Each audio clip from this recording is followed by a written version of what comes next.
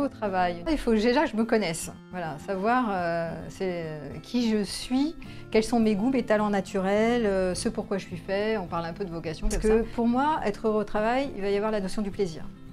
Tant qu'on n'a pas suffisamment de goût à faire ce qu'on fait, ça va être lourd. Et comment on sait quand on va bien? C'est qu'il y a de la fluidité, c'est-à-dire on n'est pas surmené, on n'est pas trop crevé, on ne se crée pas des états d'épuisement au travail. Ça veut dire qu'on sait mettre des limites aussi, hein.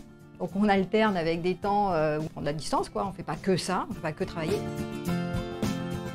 Quand on est en plein cœur du travail, c'est mieux de faire des métiers passion. Je ne dis pas que c'est toujours possible, mais si c'est possible que je sors de cet espace de j'ai besoin de faire un métier juste pour gagner de l'argent parce qu'il faut que je me mette en sécurité, alors on commence à pouvoir se poser des vraies questions. C'est est-ce que je peux m'orienter quand même sur des tâches ou des métiers qui sont faits pour moi en fait.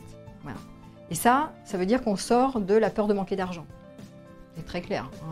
Si j'ai peur de manquer d'argent, alors à ce moment-là, je vais me maintenir dans des postes ou dans des métiers qui ne me correspondent pas vraiment. Mais souvent parce que je ne me connais pas, je ne me fais pas confiance dans le fait que je peux faire autre chose qui serait adapté à moi.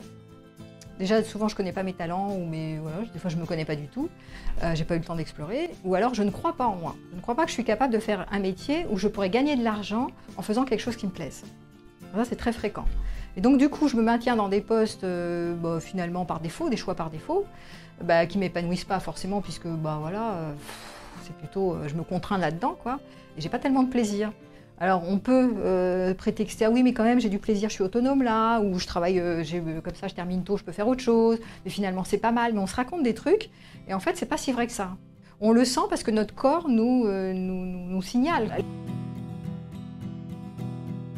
Les symptômes sont toujours là pour nous montrer qu'est-ce qui est excessif. Il y a un déséquilibre. Hein. Donc, qu'est-ce qui est excessif et comment je m'organise pour aller dans ces excès. Voilà. Tant qu'on ne le voit pas, on n'en a pas conscience, on tourne dans les symptômes, on cherche à résoudre le problème sans avoir vraiment mis en lumière qu'est-ce qui nous agite. Hein. Les symptômes, c'est de l'agitation. La fatigue, c'est de l'agitation.